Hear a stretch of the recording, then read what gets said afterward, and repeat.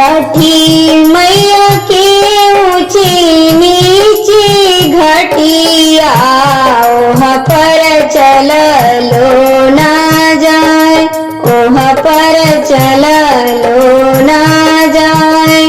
छठी मैया के ऊंची नीची घटिया ओह पर चललो ना जाए, ओह पर चललो ना जाए। सूरज देव के ऊंची नीची घटिया ओह पर चललो ना जाए, ओह पर चललो ना जाए। सूरज देव के ऊंची नीची घटिया ओह पर चललो ना जाए, ओह पर चललो ना जाए। लेहू ना ससुर जी को दरिया घटिया देहू ना बनाए, घटिया देहू ना बनाए।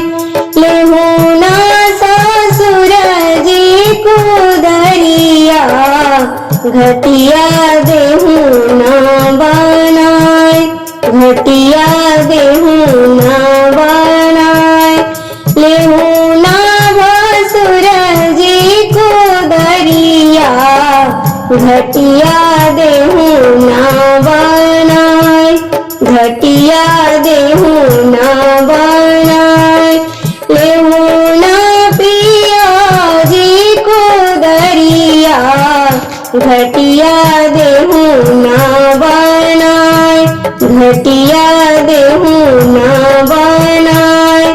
लेहू ना देवर जी को दरिया घटिया देहू ना बनाए, घटिया देहू ना बनाए। हम करबो छठी के बरतिया ओही जे अर्घ दियाए, ओही जे अर्घ दियाए। हम करबो छठी के बरतिया ओही जे अर्घ दियाए, ओही जे अर्घ दियाए।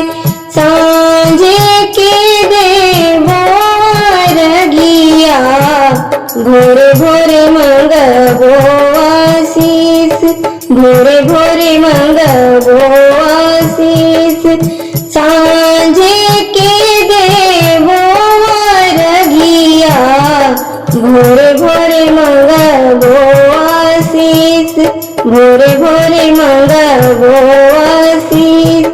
पाँच पुत्र छठी माई दिहली दियवा मांगब जरूर, दियवा मांगब जरूर। पाँच पुत्र सूर्यदेव दिहले दियवा मांगब जरूर, दियवा मांगब जरूर।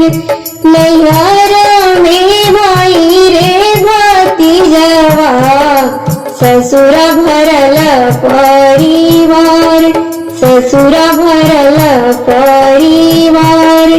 नैहर में भाई से भतीजवा ससुर भरल परिवार, ससुर भरल परिवार।